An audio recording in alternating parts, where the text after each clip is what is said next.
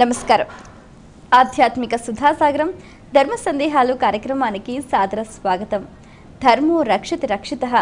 ధర్మాన్ని రక్షిస్తే ఆ ధర్మం మనల్ని రక్షిస్తుంది. ధర్మానికి కట్టుబడ్డ పుణ్యాత్ములు, సత్పురుషులు ఎందరో మనకు ఆదర్శప్రాయులు. వారి బాటలో నడుస్తూ ప్రతినిత్యం మనం ఎన్నో రకాల ధర్మాల్ని ఆచరిస్తుంటాం. చాలా సందర్భాల్లో చాలా రకాల సందేహాలు కలుగుతూ ఉంటాయి, సహజమే. ప్రేక్షకులు వాళ్ళకు కలిగిన సందేహ నివృత్తికై ఎంతో శ్రద్ధగా మన ఈ కార్యక్రమానికి ఉత్తరాల ద్వారా, ఈమెయిల్స్ ద్వారా రాసి పంపిస్తూ ఉంటారు. వాటన్నిటికీ శాస్త్రీయ సమాధానాలు అందించడానికి మన ముందున్నారు ప్రముఖ ఆధ్యాత్మికవేత్త, ఆచార్య మల్లాప్రగడ శ్రీమన్నారాయణమూర్తి గారు. వారితో మాట్లాడి మరిన్ని విషయాలు వారి మాటలో తెలుసుకుందాం. ఈనాటి కార్యక్రమాన్ని ప్రారంభిద్దాం. నమస్కారం అండి.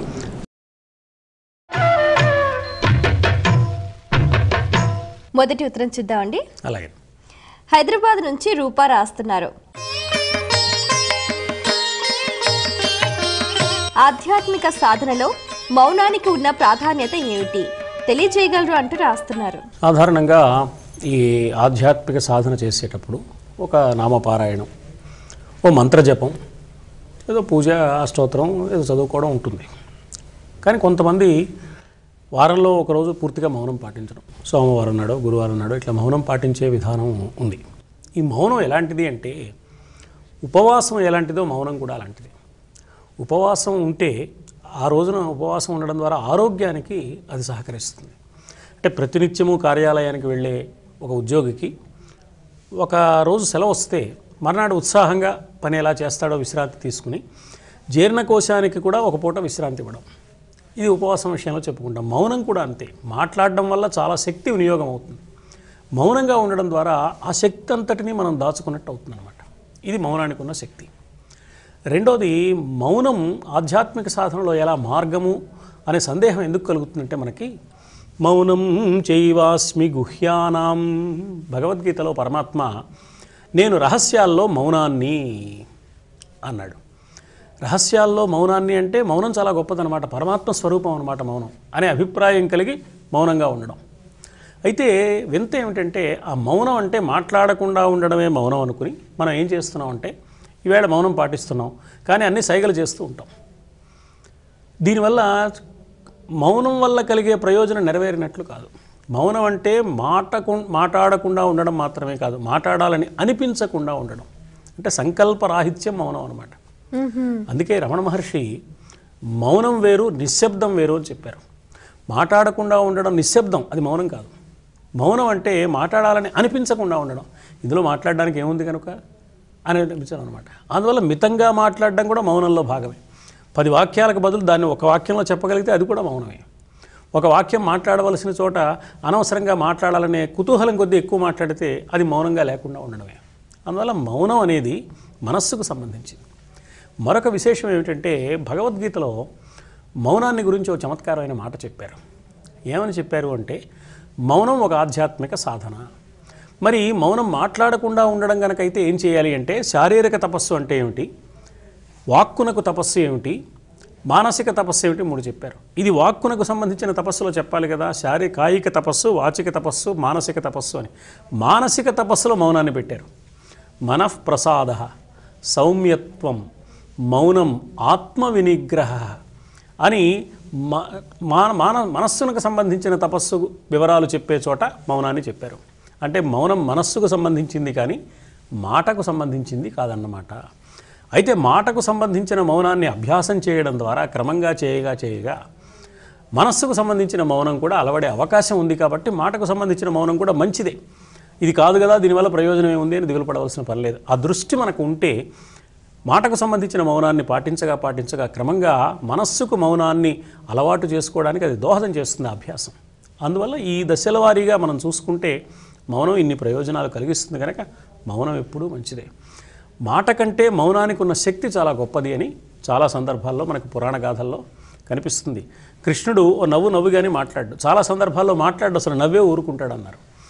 ఎందుకని అంటే, ఈ మౌనానికి ఉన్న శక్తి. ఇక్కడ మాట్లాడవలసిన అవసరం ఏం లేదు, క్రియా కేవలం ఉత్తరం, చేయవలసింది ఏదో చేస్తాం కదా. మాటల కంటే చేతలు గొప్పవి కాబట్టి మౌనం ద్వారా చేతలు చేస్తాననే విషయాన్ని ప్రకటించి చేతలకు ప్రాధాన్యం ఇచ్చే కర్తవ్యశీలి అయిన వాడి లక్షణంలో కూడా మౌనం చోటు చేసుకుంటుంది. అందుకని ఆధ్యాత్మిక సాధనగా చూసుకున్నా, ఆరోగ్యపరంగా చూసుకున్నా, లేక మాటలు ఎక్కువ మాట్లాడిన కొద్దీ ఏమవుతుందంటే ఒక మాటకు బదులు 4 మాటలు మాట్లాడితే ఇద్దరి మధ్య అభిప్రాయ భేదాలు పెరిగి తగాదాలు రావడానికి అవకాశం ఉంటుంది. మౌనేన కలహం నాస్తి అనే మాట కూడా ఉంది. అందువల్ల ఇన్ని రకాలుగా ఇటు సామాజిక ప్రయోజనం, ఆరోగ్యపరంగా ప్రయోజనం, ఆధ్యాత్మికమైన ప్రయోజనం, కార్యసాధకుడికి కావలసిన లక్షణం ఇన్ని మౌనంలో ఉన్నాయి. కాబట్టి మౌనం నిస్సందేహంగా విశిష్టమైందే. ఆధ్యాత్మిక ప్రయోజనం కూడా మౌనంలో ఉంది. అయితే మౌనం అంటే మాట్లాడకుండా ఉండడం మాత్రమే కాదు అని గమనించాలి. మాట్లాడాలని అనిపించకుండా ఉండడం, సంకల్పరాహిత్య స్థితికి ఎదగడానికి మాట్లాడకుండా ఉండే మౌనం అనే ప్రక్రియ మార్గం చూపిస్తుంది అనేది దాని ఆంతర్యం. మరో ఉత్తరం చూద్దామండి. అలాగే కీర్తి ఈమెయిల్ ద్వారా రాస్తున్నారు. పూజలు, ఆరాధనలు ఏ వయస్సు నుంచి ప్రారంభించాలి తెలియచేయగలరు అంటూ రాస్తున్నారు. పూజ చేయడం కానీ, దైవాన్ని ఆరాధించడం కానీ ఏ వయస్సు నుంచి ప్రారంభించాలి అని ఒక ప్రశ్న. అసలు ఎప్పుడు చేయాలా అని కూడా అడిగేవాళ్ళు ఉంటారు. ఎందుకు ఈ ప్రశ్న వస్తుంది అంటే, ఇప్పటి నుంచి ఎందుకు, చిన్నప్పటి నుంచి ఏదో కొంచెం పెద్ద వయసు వచ్చాక కాళ్ళు చాచుకున్న తర్వాత అప్పుడు కృష్ణారామ అనుకుంటే సరిపోతుంది కదా అని. ఇంకా ఎంతవరకు ఆ వ్యవహారం వచ్చిందంటే అదేదో కృష్ణారామ అనుకునే వయస్సు అంటే ముసలితనాన్ని కృష్ణారామ అనుకునే వయస్సుగా మార్చిన సందర్భాలు కూడా ఉన్నాయి. ముసలితనంలో కృష్ణారామ అనుకోవాలి అంటే అంత తేలిగ్గా అనుకోలేడు, చిన్నప్పటి నుంచి అలవాటైతే తప్ప. చిన్నప్పటి నుంచి మానవుడు తన జీవన విధానంలో ఏది అభ్యాసం చేశాడో అదే తర్వాత కాలంలో కూడా పనికొస్తుంది, కానీ ఒక్కసారిగా కొత్తగా అది రాదు. చిన్నప్పటి నుంచి మనస్సుకి అలవాటు చేస్తే పెద్ద వయసులో కూడా, అంత్యకాలంలో కూడా భగవన్నామాన్ని తలుచుకోవడానికి అవకాశం ఉంటుంది. కాబట్టి ఎప్పుడో మరణ సమయంలో దైవాన్ని తలుచుకోవచ్చు అంటే మరణ సమయం ఎప్పుడో ఎవరికి తెలుసు కనుక ఆ సమయానికి దైవం గుర్తుకొస్తాడని ఏమి నిశ్చయం ఏమిటి? చిన్నప్పటి నుంచి అభ్యాసం ఉంటే కదా. ఇదివరకు అభ్యాసంలో ఉంటే ఇప్పుడు వృద్ధాప్యంలో, మరణకాలంలో దైవం గుర్తుకు రావడానికి, దైవనామస్మరణ చేయడానికి అవకాశం ఉంటుంది. అందువల్ల దైవ చింతన అనేది చిన్నప్పటి నుంచే ఉండాలి. దానికి పెద్ద వయసు వచ్చాక చేయాలి అని అనుకోక్కర్లేదు. ప్రహ్లాదుడు ఉన్నాడు, ధ్రువుడు ఉన్నాడు. 5 ఏళ్లవాడు ప్రహ్లాదుడు అన్నారు. ధ్రువుడు ఇంకా చిన్నవాడు, 4 ఏళ్లవాడే. మార్కండేయుడు చిన్నవాడు. కాబట్టి బాల్యంలోనే మనకు సిరియాళుడి కథ ఉంటుంది దక్షిణ భారతదేశంలో. అయితే సిరియాళుడు చాలా చిన్నవాడు. నేను ఈ శరీరాన్ని అప్పగించడం కంటే నాకు ఇంకేం కావాలి కనుక పరమేశ్వరుడికి ప్రసాదం అయిపోతే ఇంతకంటే ఏం కావాలి అంటాడు మహాభక్తుడు. అందువల్ల భక్తికి వయస్సుతో పని లేదు. అందువల్ల చిన్నప్పటి నుంచే దైవభక్తి అలవడడం అనేది మంచిది. అయితే దైవభక్తి పేరుతో కర్తవ్యానికి దూరం కావడాన్ని మన పెద్దలు చెప్పలేదు. అసలు దైవభక్తిని అలవరుచుకొని దైవం మీద భారం వేసి అన్ని పనులు చేయమన్నారు. పనులు చేయాలి, మనస్సు మాత్రం దైవం మీద ఉండాలి. దీన్నే దిల్ మే రామ్ హాత్ మే కామ్ అని చెప్పాడు కబీర్దాస్. కర్తవ్య పాలన చేస్తూ మనస్సులో దైవ చింతన. పనులు మానేసి దైవాన్ని గురించి నేను స్మరిస్తున్నాను, ఇది నాకు భక్తి అని అనడం దైవం మెచ్చే విషయం కూడా కాదు. లోకం మెచ్చదు సరిగదా, దైవం కూడా మెచ్చడం, దైవం కూడా దాన్ని అంగీకరించడం. యతః ప్రవృత్తిర్భూతానాం ఏన సర్వమిదం తతః స్వకర్మణా తమభ్యర్చ్య సిద్ధిం విందతి మానవః. ఇది భగవద్గీతలోని ఒక విధంగా చెప్పాలంటే చరమ శ్లోకం. మానవుడు తన కర్తవ్యాన్ని సక్రమంగా పాటించడం ద్వారా పరమాత్మ అనుగ్రహాన్ని పొంది సిద్ధి పొందుతాడు. ఎందుకంటే మానవుడికి ఈ కర్తవ్యం పాటించడానికి ఇంద్రియాలకు ప్రేరణ ఎక్కడి నుంచి వస్తుందో ఈ ప్రవృత్తులన్నిటికీ ఆ వస్తున్న ప్రదేశం పరమాత్మ అని గుర్తించడం, ఇది మానవుడి కర్తవ్యం. అందువల్ల అన్ని క్రియాకలాపాలు చేస్తూ ఇన్ని క్రియాకలాపాలకు మూలమైన పరమాత్మని మనస్సులో ధ్యానిస్తూ కర్తవ్యం మాత్రం నిండుగా పాటించడం అనేది నిజమైన భక్తి. ఇది చిన్నప్పటి నుంచి అలవాటు చేయవలసిన అవసరం ఉంది. మూఢ విశ్వాసంగా మారకుండా భక్తి యథార్థమైన ప్రయోజనాన్ని కలిగించే విధంగా ఉండాలి అంటే చిన్నప్పటి నుంచి ఈ 2 అంశాల విషయంలో జాగ్రత్త పడాలి. భక్తి పేరుతో కర్తవ్యం మానేయడం కానీ, కర్తవ్యం పాటిస్తున్నాం కదా ఇంకా దేవుడితో పని ఏమిటి అని అనుకోవడం కానీ లేకుండా ఈ రెండింటి మధ్య సమన్వయాన్ని సాధించే పద్ధతిలో మానవుడు ఎదగవలసిన అవసరం ఉన్నదని మన మహర్షుల యొక్క అభిప్రాయం. వాళ్ళు చూపించిన మార్గం అది. అయితే మరికొంతమంది అంటూ ఉంటారు, మనం పనిలోనే దేవుణ్ణి చూసుకోవాలి, ఇంకా ప్రత్యేకించి ఏమి చెయ్యక్కర్లేదు అని కూడా. అవును, పనిలో దేవుణ్ణి చూసుకోవడానికి అభ్యాసం కావాలి కదా, అభ్యాసం కావడానికి దోహదం చేస్తుంది. పనిలో దేవుణ్ణి చూసుకోవడం మంచి పద్ధతి. వర్క్ ఈజ్ వర్షిప్ అని వివేకానంద స్వామి కూడా చెప్పారు. పనిలోనే దైవాన్ని చూడడానికి కొంత అభ్యాసం చేయాలి. కాబట్టి అభ్యాసం వచ్చేసాక అక్కర్లేదు. అభ్యాసం వచ్చేసాక ఇంకా దైవ చింతన వేరే ఉండదు, పనిలోనే జరుగుతూ ఉంటుంది. యజ్జత్ కర్మ కరోమి తత్తద్ అఖిలం శంభో తవ ఆరాధనం అన్నారు జగద్గురువులైన ఆదిశంకరులు. నేను ఏ పని చేసినా, నేను నడిచి వెళ్తుంటే నీకు ప్రదక్షిణం అన్నారు. అంటే ఎవరికి అవుతుంది అది? ఎక్కడ నడిచినా అక్కడ దైవం ఉన్నాడు, దైవం అంటే కేవలం గుడిలోనే ఉన్నాడు అని కాక అన్ని చోట్ల దైవం ఉన్నాడు అన్న అఖండమైన విశ్వాసం నిండుగా ఎవరి మనస్సులో ఉంటుందో అతడు ఎక్కడ నడిచినా అది ప్రదక్షిణమే. అతడు ఏ మాట మాట్లాడినా అది అర్చనే, అది స్తోత్రమే. ఎందుకని అంటే ప్రతి మాట పద్ధతిగా మాట్లాడడం అభ్యాసం అయింది కాబట్టి. ఆ స్థితికి వచ్చిన వారికి అది, ఆ స్థితికి రాని వారికి ఆ స్థితికి రావడానికి ఇవి దోహదం చేస్తాయి. అందువల్ల అన్ని దశల్లో ఉన్నవి మంచి పద్ధతులే. పనిలోనే దైవాన్ని చూడాలనేది మంచి విధానమే, అందులో ఏమీ అభ్యంతరం లేదు.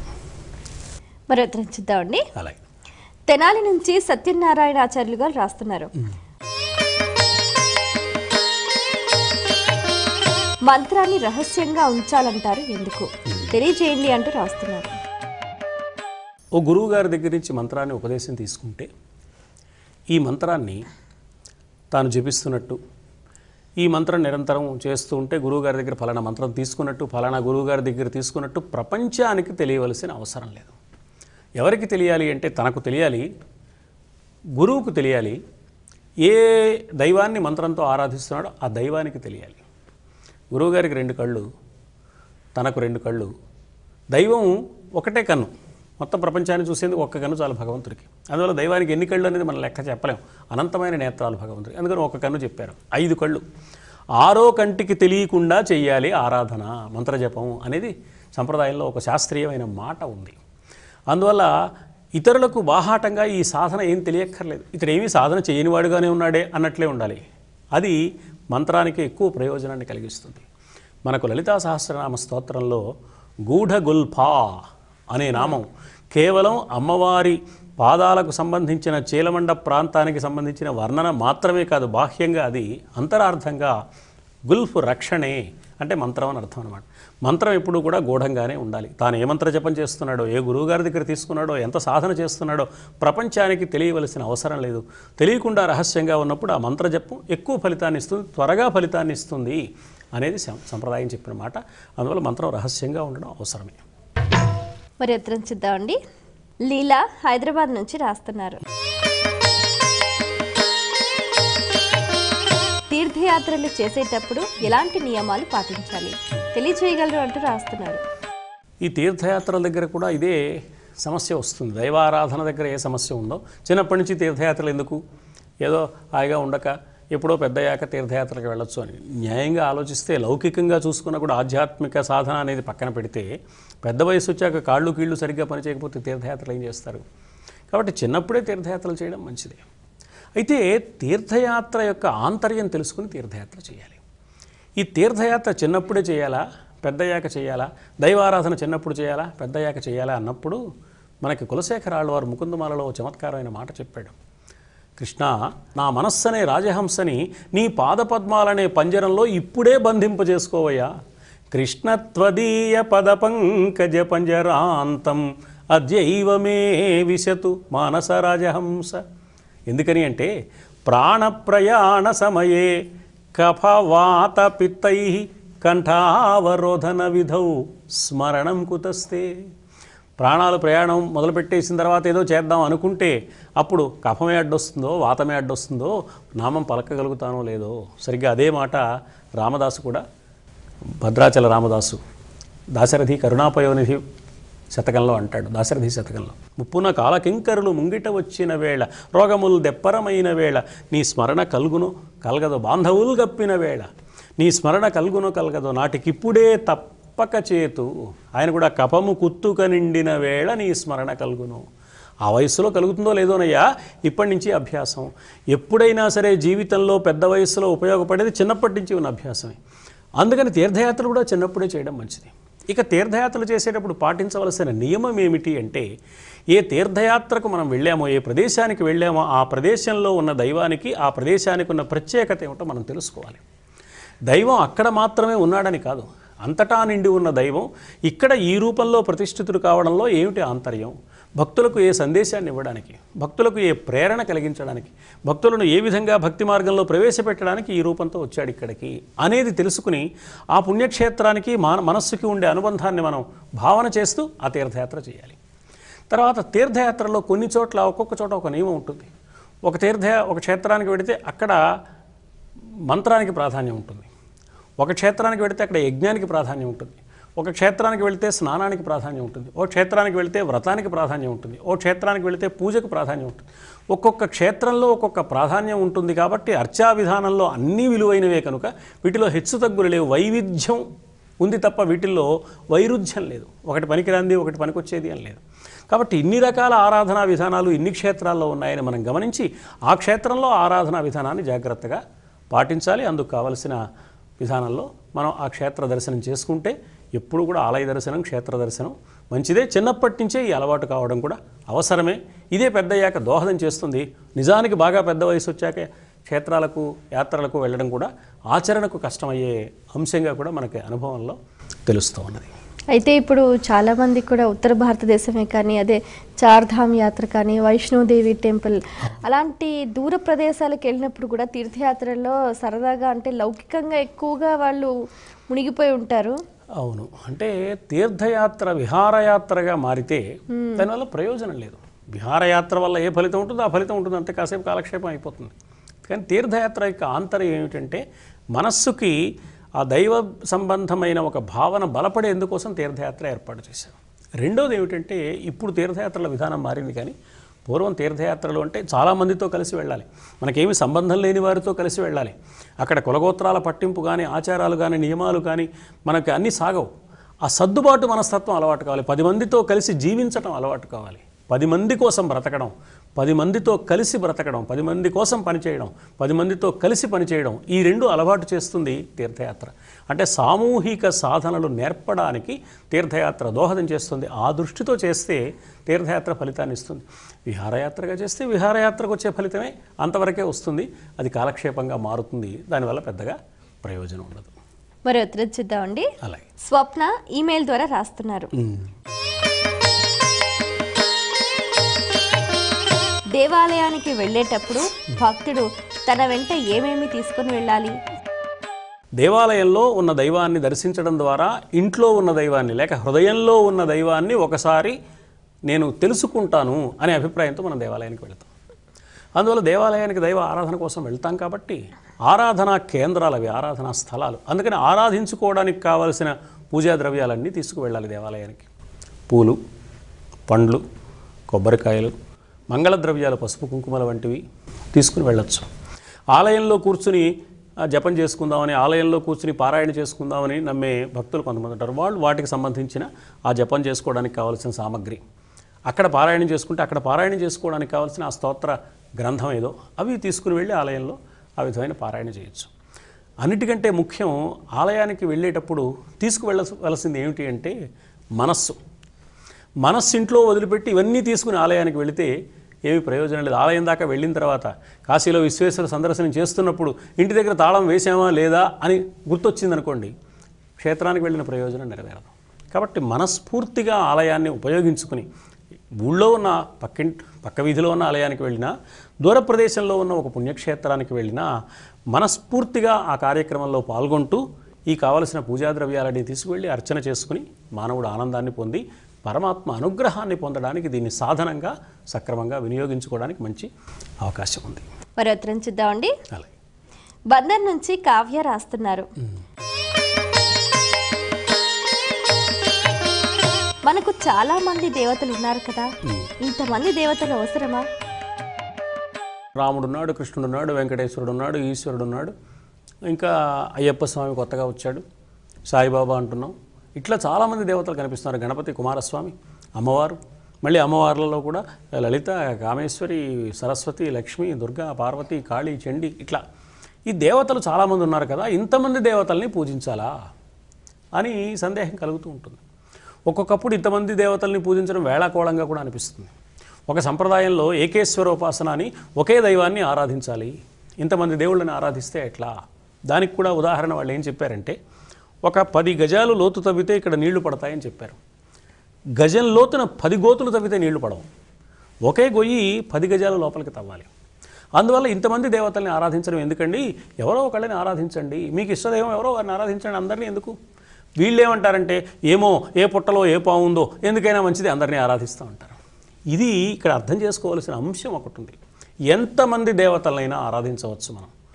ఇక్కడ గుర్తుపెట్టుకోవాల్సిన అంశం ఏమిటంటే, ఎంతమందిని ఆరాధిస్తున్నా అంతమంది దేవతలు లేరు, ఒక దేవుడే అన్ని రూపాల్లో ఉన్నాడు అనేది అర్థం చేసుకుంటే ఎంతమంది దేవతలైనా ఆరాధించవచ్చు. మరి ఒక దేవుడికి ఇన్ని రూపాలు ఎందుకండి? ఒక దేవుడికి ఒక రూపం చాలదా? మన సంప్రదాయంలో ఒక దేవుడు ఉంటే సరిపోతుంది కదా, ఇంతమంది దేవుళ్ళ రూపాలు ఎందుకు పెట్టారు అని ఆలోచిస్తే మానవుల అభిరుచులు రకరకాలుగా ఉంటాయి. మీ అభిరుచి ఒక విధంగా ఉంటుంది, ఇంకొకరి అభిరుచి ఇంకొక రకంగా ఉంటుంది, నా అభిరుచి మరొక రకంగా ఉంటుంది. ఎవరి అభిరుచికి తగిన నామరూపాలను వారు అర్చించుకోవడానికి వీలుగా వేరువేరు నామరూపాలు కలిగిన దైవాలు మనకు ఏర్పాటయ్యాయి. అందువల్ల దేవుడు ఒక్కడే, దేవతలు చాలామంది ఉంటారు.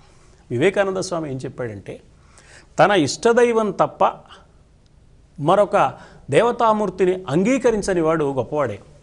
వాడు ఎలాంటి వాడంటే, యజమానిని తప్ప ఇంట్లోకి మరెవరిని రానివ్వని విశ్వాసపాత్రమైన కుక్క లాంటివాడు. ఈ మాట చెప్పి వివేకానంద స్వామి ఏమన్నాడంటే, కానీ కుక్క చాలా తెలివైంది, తన యజమాని మారువేషంలో వస్తే పరాయివాడెవడో వచ్చాడు అనుకోదు, తన యజమాని వేషం మార్చుకుని వచ్చాడని గమనించి తోక ఊపుతూ విశ్వాసంగా స్వాగతం చెప్పి లోపలికి రాణిస్తుంది. నీ దైవం, నువ్వు ఆరాధిస్తున్న దైవం, ఆయన లీలానాటక సూత్రధారి, మాయామానుష వేషధారి కాబట్టి వేషం మారుస్తాడయ్యా. ఇందాక త్రిశూలం పట్టుకున్నాడు, ఇప్పుడు కోదండం పట్టుకుంటాడు, కాసేపటి తర్వాత మురళి పట్టుకుంటాడు. అంత మాత్రాన దైవం మారాడని అనుకోవద్దు, దైవం యొక్క రూపం మారిందని మాత్రమే గమనించు. అలా గమనించలేకపోతే కుక్కకున్నపాటి తెలివి లేనివాడి అయిపోతావని వివేకానంద స్వామి హెచ్చరిక చేశాడు. అందువల్ల వివేకం ద్వారా మనం ఆనందం సంపాదించడానికి వీలుగా ఆ మహానుభావుడు చెప్పిన సూత్రాన్ని జాగ్రత్తగా మనం గమనించగలిగితే ఏ రూపంలో దైవాన్ని ఆరాధించినా ఉన్నది దైవం ఒకడే. ఏకేశ్వరోపాసన అంటే ఒక దేవుణ్ణి ఆరాధించడం అని కాదు, ఎంతమందిని ఆరాధిస్తున్నా ఈశ్వరుడు ఒకటేనని తెలిసి ఆరాధించడం. ఈశ్వరుడు ఒక్కడే, ఆ ఒక్క ఈశ్వరుడినే అనేక రూపాల్లో ఆరాధిస్తున్నాం. మనకి అబ్బాయి ఉన్నాడు, ఆ పిల్లవాడి మీద ప్రేమ ఉంది తల్లిదండ్రులకి. ఆ తల్లిదండ్రులు ఏం చేస్తారు, పిల్లవాడికి సంబంధించిన 10 రకాల ఛాయాచిత్రాలు పెట్టుకుంటారు. ఒక దాంట్లో టెన్నిస్ ర్యాకెట్ పట్టుకుని కనపడతాడు, ఒక దాంట్లో స్విమ్మింగ్ సూట్లో కనపడతాడు, ఇంకో దాంట్లో ఏదో ఆ రోజున వినాయక చవితి నాడో ఎప్పుడో పూజ చేసుకోవడానికి ఒక పట్టుపంచ కట్టుకుని అందులో ఫోటో తీసుకుని. ఇన్ని ఫోటోల్లో రూపం వేరుగా ఉంది, కానీ ఉన్నది ఒకటే. ఇన్ని ఫోటోలు ఎందుకు అంటే ఆ ప్రేమ అలాంటిది. భక్తుడికి కూడా భగవంతుడి మీద ఉండే ఆరాధనా భావం అలాంటిది. కాబట్టి ఇన్ని రూపాల్లో దైవాన్ని ఆరాధించడం, కోదండం పట్టుకున్న రూపం, మురళి పట్టుకున్న రూపం, త్రిశూలధారి అయిన రూపం, తొండంతో ఉన్న రూపం, ఒక శూలాన్ని ధరించిన కుమారస్వామి సుబ్రహ్మణ్యుడి రూపం, ఇలా రూపాలు వేరు, దైవం మాత్రం ఒకటే. ఈ భావనతో ఎంతమంది దేవతల్ని ఆరాధించినా తప్పులేదు. మానవుల మనస్తత్వాలు స్థాయి భేదాన్ని కలిగి ఉంటాయి కాబట్టి, అభిరుచి భేదాలు ఉంటాయి కాబట్టి మన సంప్రదాయంలో ఇంతమంది దేవతా రూపాలు ఏర్పాటు చేశారు. దేవుడు మాత్రం ఒకడేనని చాలా స్పష్టంగా మన మహర్షులు తెలియజేశారు. చాలా సంతోషం అండి, మీ అమూల్యమైన సమయాన్ని కేటాయించి మా ప్రేక్షకుల ధర్మ సందేహాలకు శాస్త్రీయ సమాధానాలు అందించినందుకు ధన్యవాదాలు. నమస్కారం. వీక్షించారు కదండి, ఇది ఇవాల్టి మన ధర్మ సందేహాలు కార్యక్రమం. మీకు కూడా ఏమైనా ఆధ్యాత్మిక ధర్మ సందేహాలు కలిగితే మా ఈ కార్యక్రమానికి మీ సందేహాల్ని క్లుప్తంగా, సూటిగా, స్పష్టంగా పోస్ట్ కార్డ్పై లేదా ఈమెయిల్స్ ద్వారా రాసి పంపించండి. మా చిరునామా ధర్మ సందేహాలు, కేర్ ఆఫ్ భక్తి TV, road number 92, Jubilee hills, Hyderabad 5,96,000. మా ఈమెయిల్ ఐడి bhakti@gmail.com. మరో కార్యక్రమంలో మళ్ళీ కలుసుకుందాం. అంతవరకు సెలవు, నమస్కారం.